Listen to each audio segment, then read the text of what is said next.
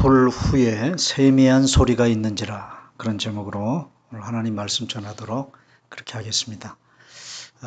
작은 것 시리즈라고 하는 그런 부제를 가지고 지금 열왕기상 17장 이후 엘리야가 등장하는 부분서부터 우리가 살펴보고 있습니다. 작은 것 하나를 얼마나 우리 하나님이 소중하게 여기시는가, 그런 어떤 하나님에 대한 또 하나님이 가지고 계신 하나님의 마음, 그런 것들을 영성으로 우리가 다시 한번 확인하는 그런 시간들을 갖고 있어요. 이제까지 제가 설교했던 그 내용들을 잠깐 우리가 이렇게 뒤돌아보면, 제일 먼저 사르밧 과부가 마지막 자기 아들과 더불어 먹고 죽으려고 했던 가루 한 줌, 그리고 병 속에 들어있는 기름 몇 방울, 그거 가지고 자기들 먹을 것도 부족한데도 불구하고 엘리야 선지자를 위해서 떡을 만들어 제공하는 그 사르밧 과부의 그 조그만 헌신, 그것을 하나님은 기뻐 받으시고 그 이후로 사르밧 과부의 집에 그 떡가루와 기름이 떨어지지 않게 그렇게 해 주셨다고 하는 그런 내용을 통해서, 우리가 하나님 앞에 드리는 정말 작은 헌신 하나, 순종 하나가 얼마나 소중하고 또 하나님이 귀하게 여기시는가 하는 것을 우리가 살펴보았습니다. 그리고 하나님께서 그 엘리야 한 사람을 통해서 얼마나 엄청난 일을 하시는가 하는 것을 이제 지난주에 살펴보았는데, 그 엘리야 한 사람의 그 능력이 450명의 선지자들의 그 수요에 비교하면 아무것도 안 되지만, 1대 450의 싸움이지만 하나님께서 그 싸움을 영적으로 승리케 하시는 것을 통해서 한 사람이 중요하다. 여러분 한 사람 한 사람이 참 중요하다는 것입니다. 그리고 우리가 이제 지난주에 살펴본 대로 3년 반 동안이나 북이스라엘에 비가 안 내렸죠. 그런데 갈멜살 제단의 영적 싸움이 끝나고 엘리야가 하나님 앞에 비를 내려달라고 기도했어요. 그럴 때 저 서쪽 바다의 지중해에 손바닥만한 구름 하나, 사람들이 무시해버리고 별것 아닌 것처럼 취급해버릴 수 있는 사인이지만, 그걸 무시하지 않고 그것으로부터 하나님이 하실 일을 보고 또 하나님의 비전을 보았던 엘리야처럼, 우리 주변에도 작은 흔적 하나, 그리고 작은 어떤 시작 하나를 우리가 소중하게 여길 줄 알아야 된다 하는 말씀을 드렸습니다. 이제 오늘은 작은 것 시리즈 4번째 시간인데, 오늘 이미 봉독을 한 말씀 가운데 보면 세미한 소리라는 말이 나와요. 세미한 소리. 이 세미한 소리로 엘리야에게 임하신 하나님을 통해서 이 작은 소리에 대한 영적인 의미들을 오늘은 4번째로 살펴보도록 그렇게 하겠습니다. 사람은 소리와 무관하게 살 수 없습니다. 사람은 소리를 내며 살죠. 내 스스로가 소리를 내며 삽니다. 그리고 또 다른 사람이 내는 소리를 들으며 삽니다. 소리가 없는 세상을 우리가 상상이나 할 수 있을까요? 아무 소리도 들리지 않는 세상. 한번 여러분 상상을 해보세요. 내 귀에 아무 소리도 안 들려요. 제가 어제 설교 준비를 하면서 잠깐 그 생각을 하면서 생각만 해도 끔찍하다. 네. 그러면서 이 소리를 들을 수 없는 청각 장애를 가지고 있는 이분들의 삶이 도대체 어떤 삶일까 하는 것을 잠깐 생각해 봤어요. 우리는 소리를 내고 소리를 들으며 삽니다. 그런데 여러분, 내가 어떤 소리를 내고 또 내가 어떤 소리를 듣느냐 하는 문제는 참 중요한 것 같아요. 그리고 어디서 그 소리를 듣고 또 누구에게 그 소리를 듣고 무슨 소리를 듣느냐 하는 문제도 참 중요한 것 같습니다. 오늘 저는 이런 소리에 관한 이야기를 여러분들에게 좀 말씀드리려고 하는데, 오늘 본문 9절 말씀을 보면요, 호렙산 어느 굴 속에 숨어 있는 엘리야에게 하나님께서 나타나셔서 질문 하나를 던지십니다. 우리 한번 다 같이 읽어보겠습니다. 시작.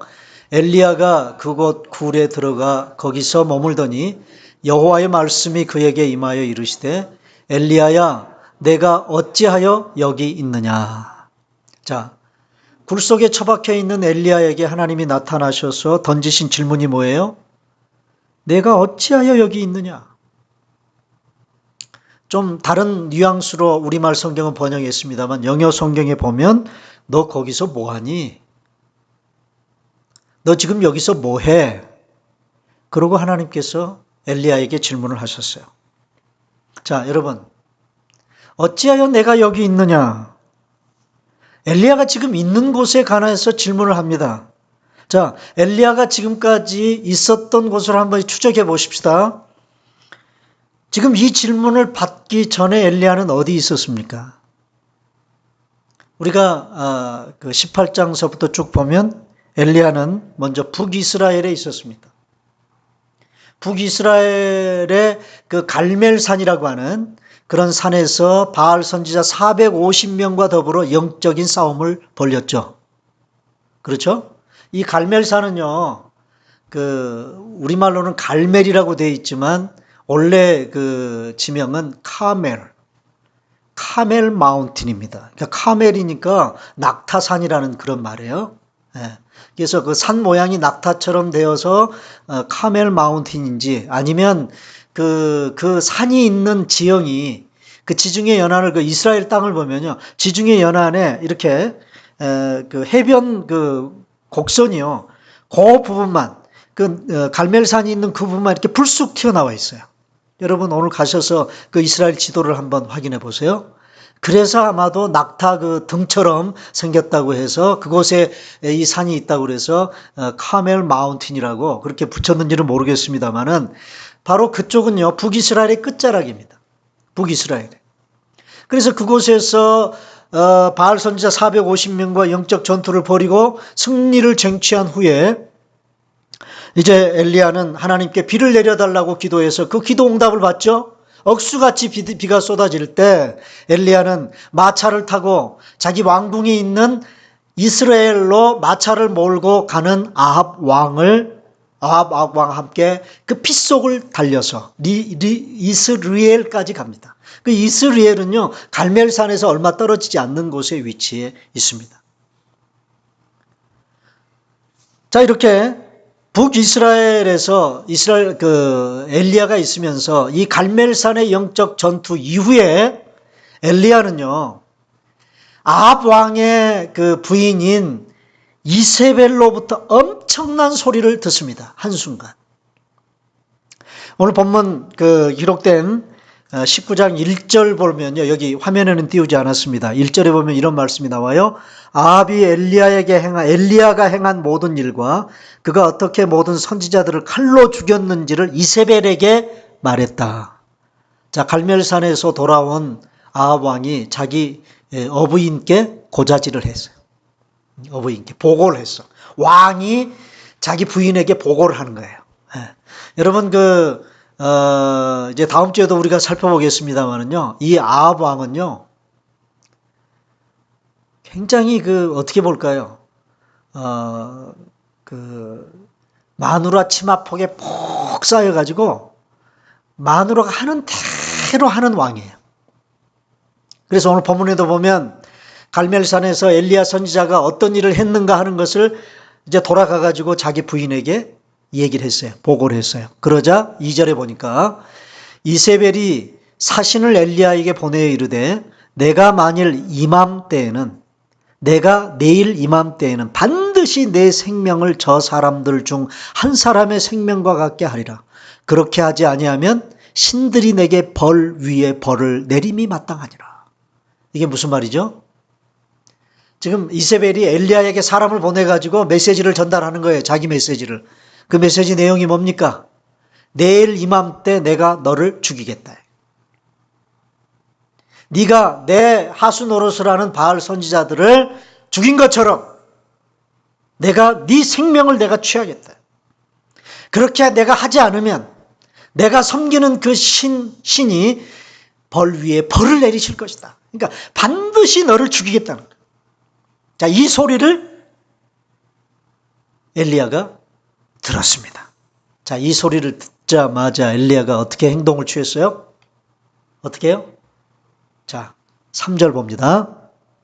19장 3절. 거기 보면 그가 이 형편을 보고 일어나 자기의 생명을 위해 도망하여 유다에 속한 부엘세바에 이르러 자기의 사환을 그곳에 머물게 하고 그랬어요. 뭐였어요? 이세벨의 이 메시지를 전달받자마자 엘리야가 취한 행동이 뭐예요? 36개 주랭랑을 놓는 거예요. 도망쳤다 그래서 오늘 본문에. 어디까지? 어디까지 도망쳤다고요? 거기 나오잖아요. 유다에 속한 부엘세바. 자, 이게 지금 그 갈멜산에서부터 부엘세바까지는 어느 정도 거리일까? 지도를 봐야 알겠지만요. 지도를 봐야 알겠지만 이제 한국식으로 얘기하면 어디쯤 되느냐? 저기 서울에서 부산쯤 돼요. 네? 그러니까 이스라엘 땅 최남단 끝까지 도망을 친 거야. 그러니까 갈 때까지 간 거예요. 갈 때까지. 자기를 잡아 죽이려고 하는 이세벨을 피해서 도망갈 때까지 간 거예요. 여러분, 갈멜산에서의 엘리야의 모습을 지금 찾아볼 수 있습니까? 찾아볼 수가 없잖아요. 그죠? 이런 엘리야가 아니었잖아요. 도대체 어떻게 이 지경이 됐어요, 엘리야가? 어떻게 이 지경이 됐습니까? 그리고 그곳 광야 로뎀 나무 아래 주저앉아서 엘리야가 하는 짓을 한번 보십시오. 4절을 보면 자기 자신은 광야로 들어가 하룻길쯤 가서 한 로뎀 나무 아래에 앉아서 자기가 죽기를 원하여 이르되 여호와여 넉넉하오니 지금 내 생명을 거두시옵소서. 나는 내 조상들보다 낫지 못하니이다 하고. 지금 하나님 앞에 땡깡 부리고 있습니다. 뭐라고요? 이세벨이라는 저 못된 여인한테 내가 잡아 죽느니 죽임을 당하는 차라리 하나님 나를 죽이십시오. 하나님이. 죽고 싶다는 겁니다. 죽여달라는 거예요.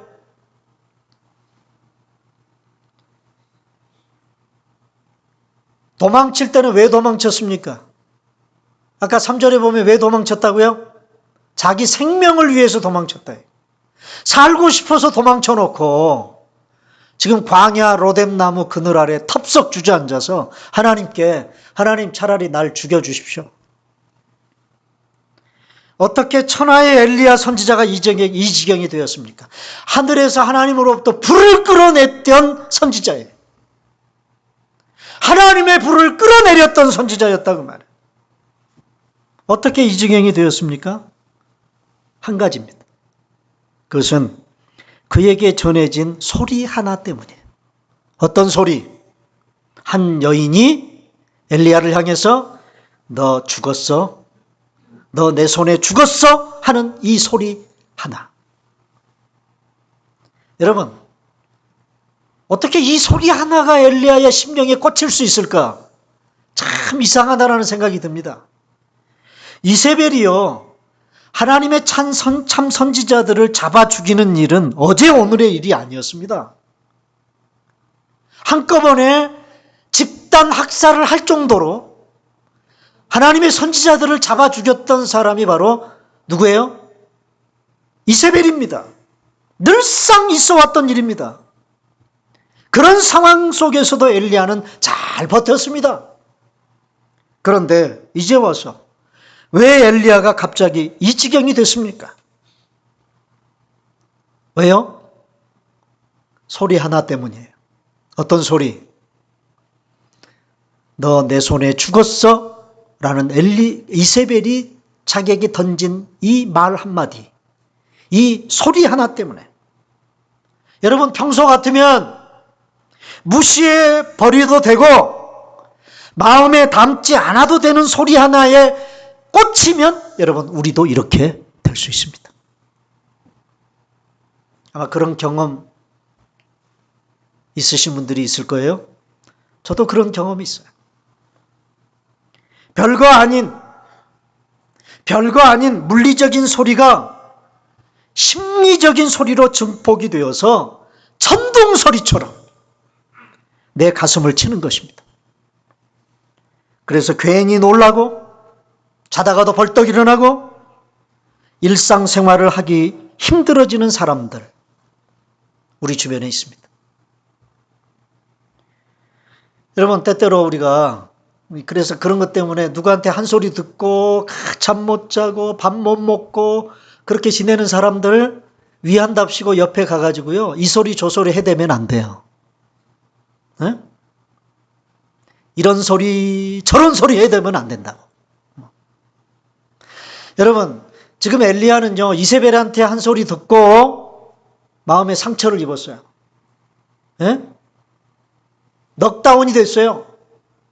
그런 엘리야를 일으켜 세우기 위해서 하나님이 쓰신 방법이 뭔지 아십니까? 옆에 가가지고 말 거는 거 아니에요. 이 소리 저 소리 하는 게 아니에요. 네? 그러면요, 그 4절 이하를 쭉 보면 로뎀 나무에 덥석 주저앉아 있는 엘리야를 추스리기 위해서 하나님이 하신 방법은요, 뭐냐면 그냥 재우는 거예요. 그냥 잠자고 일어나면 먹이시고 그리고 어루만지시고, 그게 전부예요.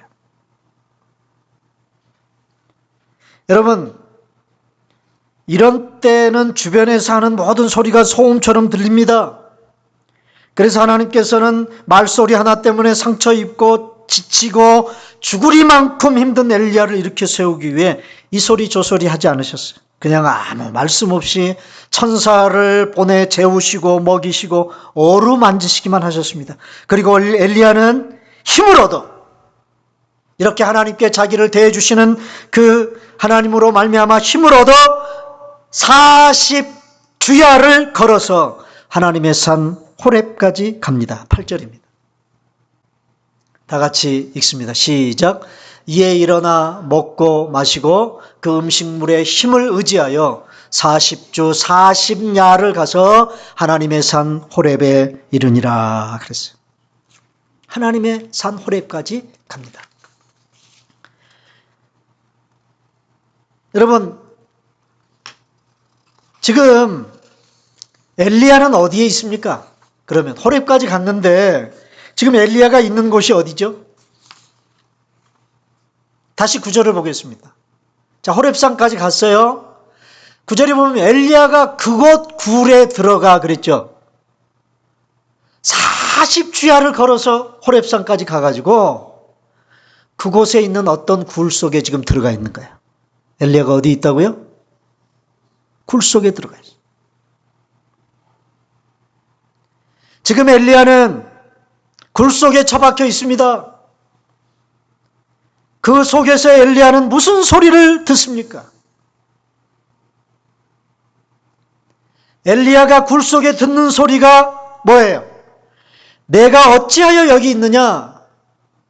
내가 어찌하여 여기 있느냐라고 물으시는 하나님의 말씀에 대답하는 엘리야를 보면 겉으로는 하나님의 소리를 듣고 대답하는 것 같아요. 예? 하나님의 질문에 대답하는 것 같아요. 그러나 그는 굴 속에서 지금 캄캄한 굴 속에 처박혀가지고 내내 자기 안에서 들려오는 소리만 듣고 있어요. 자기 소리만 듣고 있어요. 자, 10절입니다. 다 같이 시작. 그가 대답하되 내가 만군의 하나님 여호와께 열심히 유별하오니 이는 이스라엘 자손이 주의 언약을 버리고 주의 대단을 헐며 칼로 주의 선지자들을 죽였으며며 오직 나만 남았거늘. 자, 보세요. 엘리야가 하나님의 질문에 대답하는 내용을 가만 보면요, 전체적인 내용이 별로 문제가 될 것이 없는 그런 내용처럼 보입니다만은 말하는 톤이나 뉘앙스를 보면 뭐에 초점을 두고 있어요?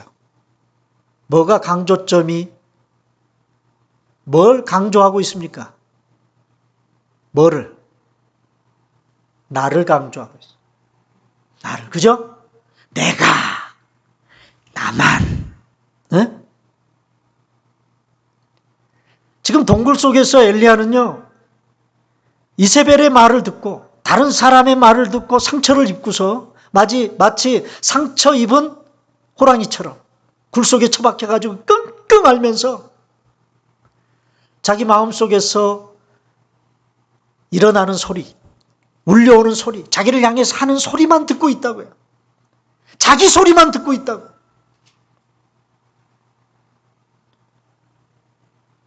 엘리야가 하나님의 질문에 대답하면서 강조하는 바가 내가 나만입니다. 철저하게 자기. 여러분, 엘리야는 로뎀 나무 아래서부터 지금 호렙산 굴 속에서까지 엘리야는 철저하게 자기라는 동굴 속에 갇혀서 자기 소리만 듣고 있습니다. 자, 지금 엘리야가 처해 있는 심적인 상태와 그가 지금 처박혀 있는 굴, 이 동굴이라고 하는 이것이 얼마나 잘 매치가 되는지 몰라요. 우리도 때때로 이럴 때가 있어요, 없어요? 예? 자기라는 동굴 속에 자기를 가둬놓는 경우가 종종 있습니다.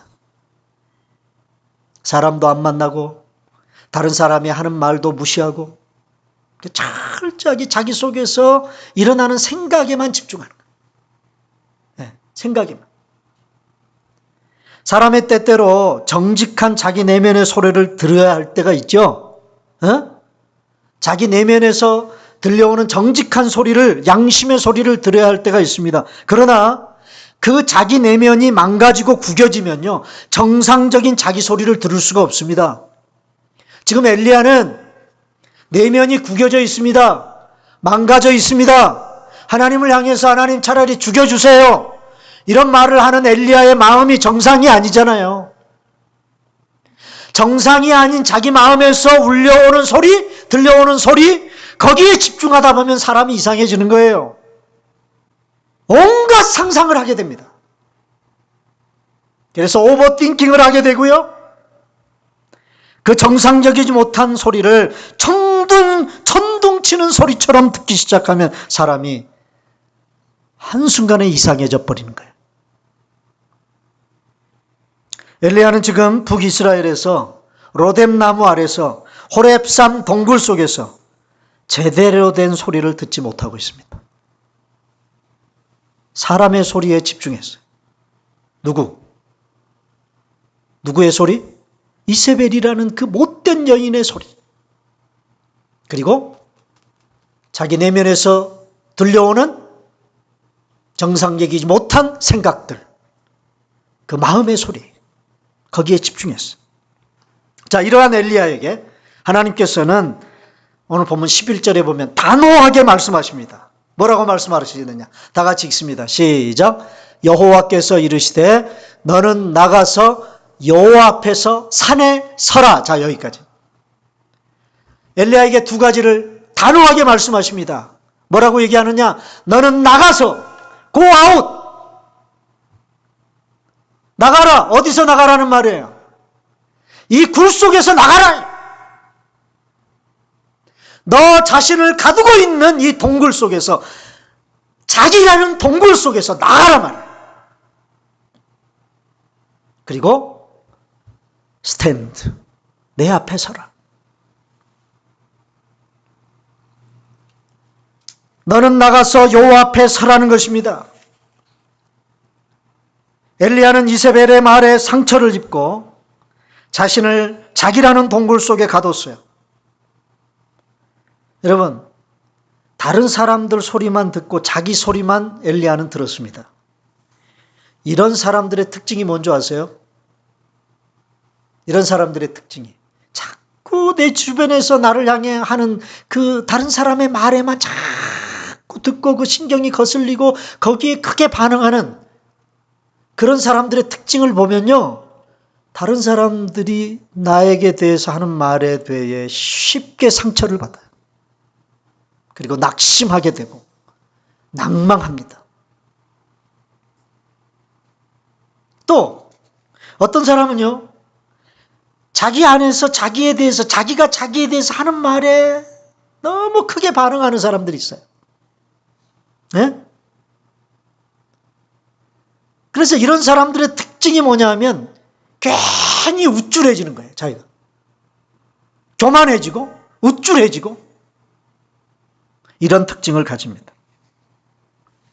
그러니까 지나치게 우쭐해지든지 아니면 지나치게 낭망하든지 이런 특징을 가져요. 이세벨의 소리에 내 생명을 거두십시오라고 하나님 앞에서 절망했습니다. 자기 소리에 내가 여호와께 열심히 유별하오니 무슨 말입니까? 하나님 내가 얼마나 열심히 하나님의 일을 했습니까? 오직 나만 남았습니다. 나만. 다른 선지자들은 다 죽고 나만 남았어요. 여러분 엘리야가 열심히 일했죠. 그래 안 그래요? 열심히 했습니다. 그런데 엘리야만 열심히 한 거 아닙니다. 때때로 우리가 다른 사람들이 내가 한 일 인정 안 해주면 내 마음속에서 그런 생각이 들 때가 있어요? 없어요? 내가 일 안 했으면 일이 됐어? 나만큼 일한 사람이 있으면 나와보라 그래. 뭐 이런 생각들이 막 자꾸 일어나죠. 그죠? 지금 엘리야가 그런 지금 마음의 상태야. 오직 자기만 남았대. 자기만 남았대요. 이 말이 맞아요? 안 맞아요? 맞지 않아요? 여러분 19장 거기 18절 이 스토리의 마지막 부분을 보면 18절에 이런 말이 나와. 그러나 내가 이스라엘 가운데 7,000명을 남기리니 다 바알에게 무릎을 꿇지 아니하고 다 바알에게 입맞추지 아니한 자다. 엘리야는 나만 남았다고 지금 하나님 앞에 하소연을 했는데 하나님이 엘리야에게 하는 말이 뭐야? 너 같은 사람 몇 명을 남겨놨다고요? 7,000명 남겨놨다. 참 7,000명.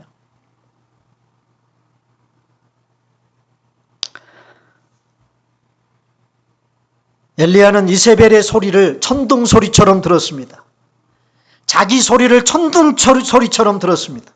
이런 엘리야에게 하나님은 두 가지 소리를 들려주시면서 어떤 소리를 천둥 소리처럼 들어야 할지를 알려주셨어요. 어떤 소리에 집중하고 어떤 소리에 크게 반응해야 될 것인가 하는 것을 엘리야에게 가르쳐 주십니다. 자, 11절 보면 다시 보면요. 우리가 아까 처음에 읽었던 말씀 그 다음을 보시면 자, 너는 나가서 여호와 앞에서 산에 서라 하시더니 여호와께서 자, 엘리야 앞을 지나가십니다. 그런데 어떤 현상이 일어납니까? 하나님이 지나가시는 그 앞에 하나님 앞에 크고 강한 바람이 일어납니다. 그런데 그 바람이 얼마나 센지 산을 가릅니다. 산을. 그리고 바위를 부서뜨립니다. 그런 바람이 일어나는 거예요. 여러분 그런 바람이 일어난다고 생각해 봐요. 무시무시하죠? 그럼 바람 소리가 얼마나 클까요? 에? 그 바람 소리가 얼마나 크겠어요? 그리고 그런 바람 후에 뭐가 일어났다고요? 지진이 일어났다. 지진이. 그리고 12절에 보면 그 지진 후에 또 뭐가 일어났다? 불이 있다. 불이 일어났다. 불. 저는 이게 바람, 그 다음에 지진, 그 다음에 불 이렇게 순차적으로 지금 어떤 현상이 일어나는 것처럼 표현이 됐지만 제가 생각할 때는 이게 종합적으로 일어나는 거예요. 종합적으로. 네. 여러분 산을 가를 만큼의 큰 바람 소리, 땅을 가르는 지진이 일어날 때 그 소리를 여러분 혹시 들어보셨습니까? 저는 아직 못 들어봤는데 지진이 땅이 막 흔들면서 우르르 하는 그런 소리 들어보셨어요?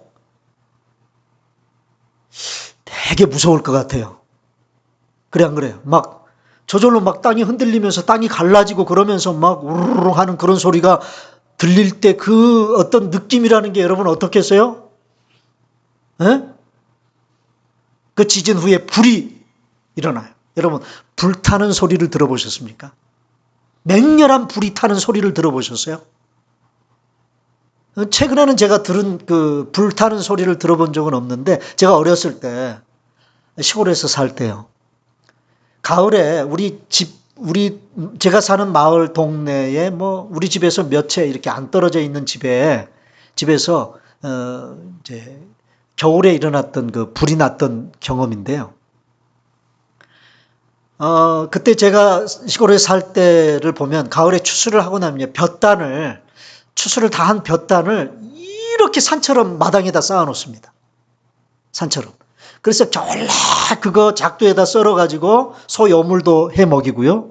그리고 이제 봄이 되면 밭에다가 그걸 또 논에다가 뿌리기도 하고 그렇게 사용을 해요.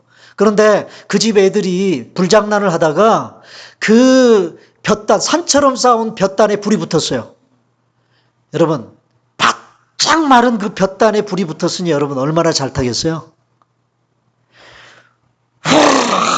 타는데요, 그 볕단에 불이 붙어서 타는 소리가, 무섭더라고요.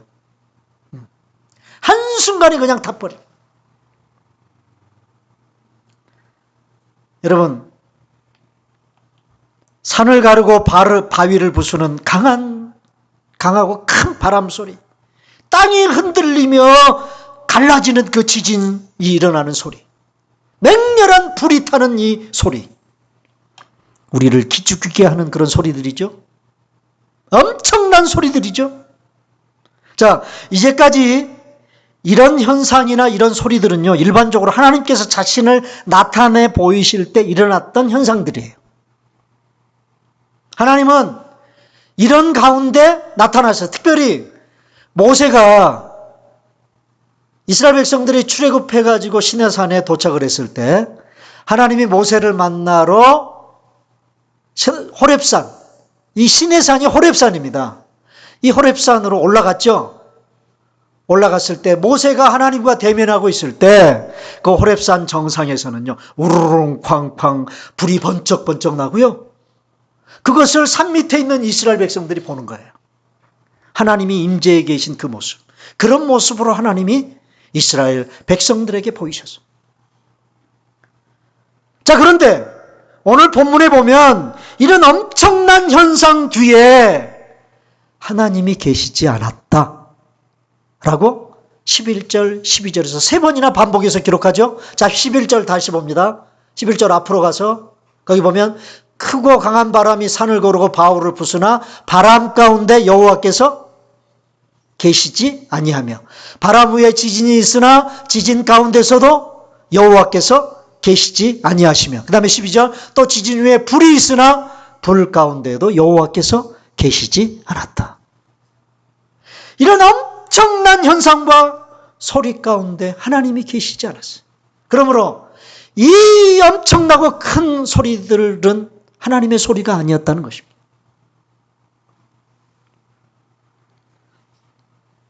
너무나 뜻밖에도 하나님께서 엘리야에게 들려주셨던 소리는 어떤 소리냐? 어떤 소리? 12장 마지막 구절에 보니까 불 후에 세미한 소리가 있는지라 그랬어요. 불 후에 세미한 소리가 있는지라.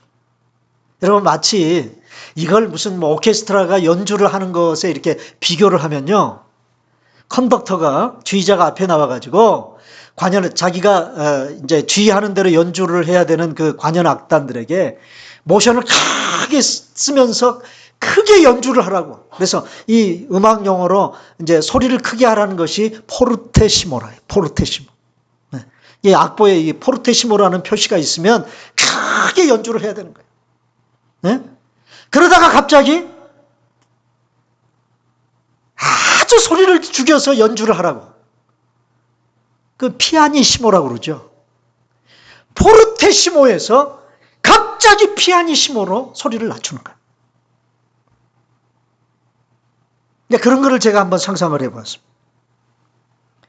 여기 세미한 소리가 엘리야에게 들렸다 그랬는데 여기 세미한 소리를 오늘 영어 성경에 직역을 하면 a gentle whisper. 무슨 말입니까? 직역하면 뭐예요? 점잖은 속삭임. 점잖은 속삭임. 다른 영어 성경, NIV에는 gentle whisper라고 그렇게 번역을 했지만 리빙 바이블에 보니까 soft whisper 그렇게 아주 부드러운 속삭임. 하나님이요 엘리야에게 속삭이셨어요. 이렇게 엄청난 소리 후에 하나님이 속삭이셨어요.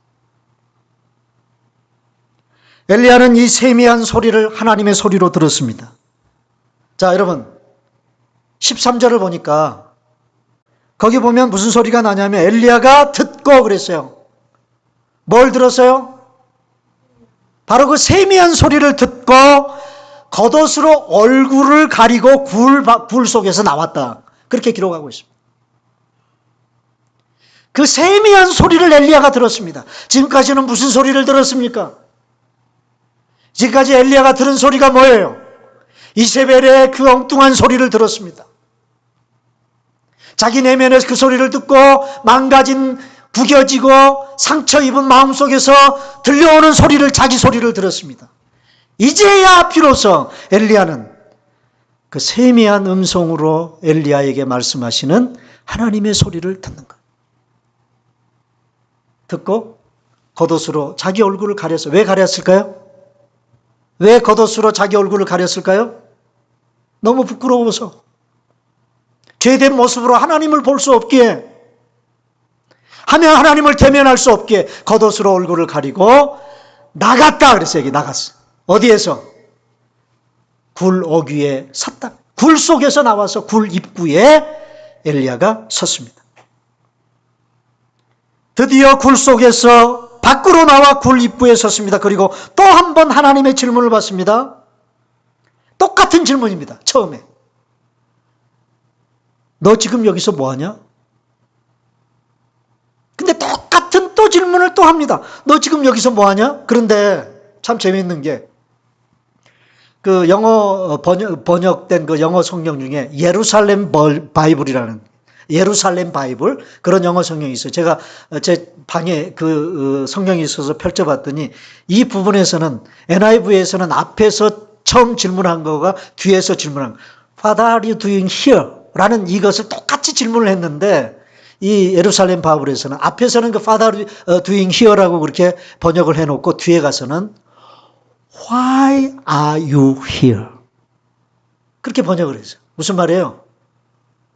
너 지금 여기서 뭐하냐? 앞에서는 그렇게 질문해놓고 뒤에서는 너 왜 여기 있어? 너 왜 여기 있어?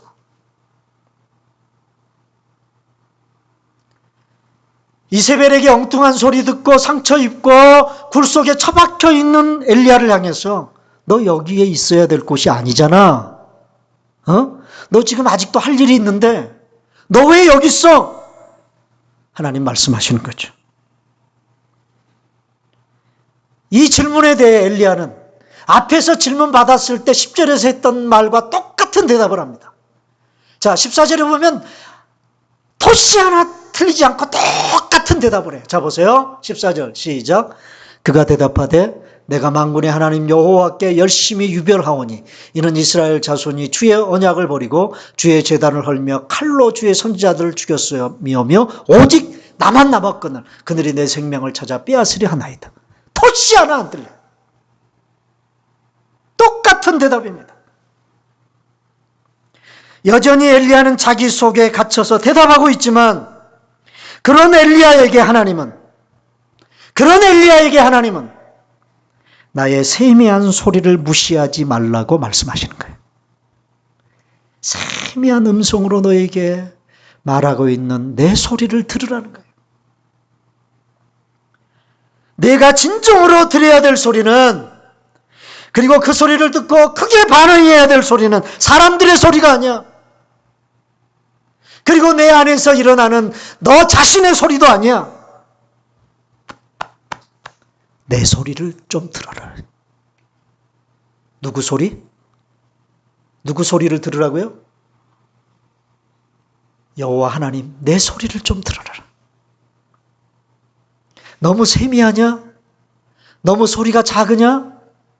작다고 무시하지 말고 좀 내 소리를 들으라고 말씀하세요. 사랑하는 여러분, 한번 물어보십시다. 여러분, 어떤 소리를 많이 듣고 사세요? 현대인들은요, 큰 소리들에 많이 노출돼 있어요. 그렇죠? 그래서 웬간한 소리를 지르지 않으면 잘 못 들어요. 참 이상해졌어요. 저부터도 그래요. 저부터도. 집에서도 저희 집사람이 조그맣게 얘기하면 잘 못 들어요. 늙어서 이제 가는 기가 멀어가지고 그런지는 모르겠지만 잘 안 들려요. 아, 이상하죠? 뭐? 그래서 옛날에 무슨 드라마에서 말이죠. 그 남편이, 부인이 뭐? 그러고 이렇게 연기를 하더라고요. 그래서, 야, 늙어지면 저렇게 되나? 그랬는데 제가 그러고 있더라고. 잘 안 들려요. 그래서 자꾸 크게 얘기해야 돼. 자꾸 크게 얘기해. 그래서 큰 소리들이 우리가 얼마나 많이 노출이 되어 있는지 몰라. 큰 소리만 듣다 보니까 아예 콰이어트한 그러나 조그만 소리 가운데 있으면 답답해요. 얼마나 답답증이 일어나는지 몰라. 사랑하는 여러분, 작은 소리를 듣는 이 영성을 저와 여러분들이 회복해야 됩니다. 우리의 신앙생활 가운데. 작지만 세미한 하나님의 음성을 듣는 그런 영성이 좀 우리에게 회복될 수 있었으면 좋겠어요. 자, 오늘 제 설교를 마무리 지으면서 한 3가지의 교훈으로 우리가 붙잡아야 될 3가지 교훈을 좀 정리하겠습니다. 첫 번째는요, 어떤 하나님을 경험할 것인가. 어떤 하나님을 경험할 것인가. 엘리야가 이전에 경험했던 갈멜산 제단의 하나님은 크고 강한 바람과 지진과 불 가운데 임하시는 하나님이었어요. 그러나 이제 하나님은 이런 현상 가운데 자신을 나타내지 않으시고 세미한 소리로 자신을 나타내십니다. 하나님을 자신의 신앙적인 체험 가운데 가두면 안 됩니다. 늘 내가 경험한 하나님만으로 그렇게 하나님은 나에게 임하실 것이라고 착각하면 안 돼요. 어떤 분은 이런 분들이 있어요. 기도는 꼭 통성기도를 해야 돼. 소리 벼락벼락 지르면서 기도해야 직성이 풀리는 사람들이 있어요. 그래야만 하나님이 응답하신다고 생각하시는 분들이 있어요. 이제 이렇게 기도 훈련을 하신 분들은요, 조용하게 기도하는 것을 못 참습니다. 그렇게 기도하는 게 너무 답답합니다. 여러분, 하나님 앞에 기도해서 어떤 기도 응답을 받고 하나님과 교제하는 그런 체험을 하는 그런 체험이 크게 기도할 때만 체험되어져서는 안 됩니다. 내면적으로 하나님과 만나서 교제하고 대화하는 그런 체험 속에서도 하나님과의 교제를, 영적인 교제의 체험을 여러분들이 하실 수 있어야 돼요. 하나님을 내 경험과 내 고정관념 속에 가두고 있지는 않는지 여러분 살펴볼 일입니다. 그 다음에 2번째는요. 어떤 하나님의 소리에 귀를 기울일 것인가? 어떤 하나님의 소리에 귀를 기울일 것인가? 세미한 소리로 말씀하시는 하나님의 음성을 듣는 귀를 여러분 열어 놓아야 합니다. 하나님은 큰 소리로 말씀하시는 하나님만이 아니에요. 그리고 우리가 큰 소리로만 기도해야 우리의 기도를 들으시는 하나님도 아닙니다. 우리의 들을 귀에 대시고 세미한 소리로 속삭이시는 하나님. 그리고 우리가 속삭이듯 하나님께 기도해도 하나님은 우리의 기도를 들으시는 하나님이에요. 그러므로 여러분, 하나님의 세미한 음성을 나의 삶 가운데서 듣는 훈련, 성경을 펼쳐서 말씀을 읽으면서도 그 속에서 세미한 하나님의 음성을 듣는 훈련을 여러분 잘 하시기를 바랍니다. 그래서 우리가 매일 성경 가지고 큐티를 하는 일을 꾸준히 해야 되는 이유가 바로 여기 있어요.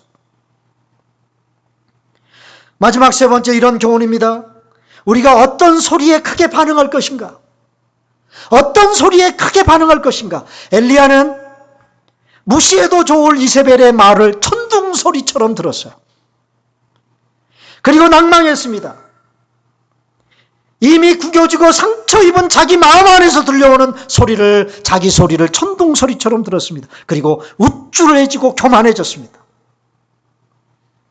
사람들 소리에, 그리고 내 소리에 너무 크게 반응하지 마십시오, 여러분. 오히려 세미한 하나님의 소리를 천둥소리 듣듯 하시기를 바랍니다. 순간순간 들려오는 성령님의 음성에 크게 반응하십시오.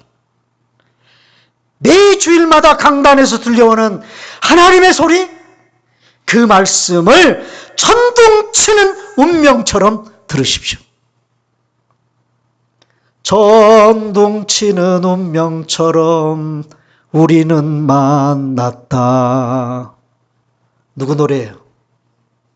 송창식 노래예요. 누구랑 만났는데 만나자마자 하나가 됐어요. 에? 그래서 그 만남을 표현할 때 그 시인은 뭐라고 표현했어요? 천둥치는 운명처럼 만났다. 사랑하는 여러분, 하나님의 세미한 소리가 작은 소리라고 무시하지 마십시오. 깔보지 마십시오. 무시하고 깔보다가 신랑이다! 신랑이 오셨다! 여러분, 이 소리를 우리가 들을 때가 오는데요.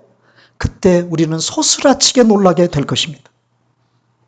주님이시다! 주님이 오셨다! 여러분, 이 소리를 듣고 뒤로 자빠져서 코가 깨질 때가 올 것입니다. 하나님의 작은 소리 하나에도 귀를 기울일 줄 알고 여러분 잘 들으실 줄 아는 여러분 되시기를 주님의 이름으로 축원합니다.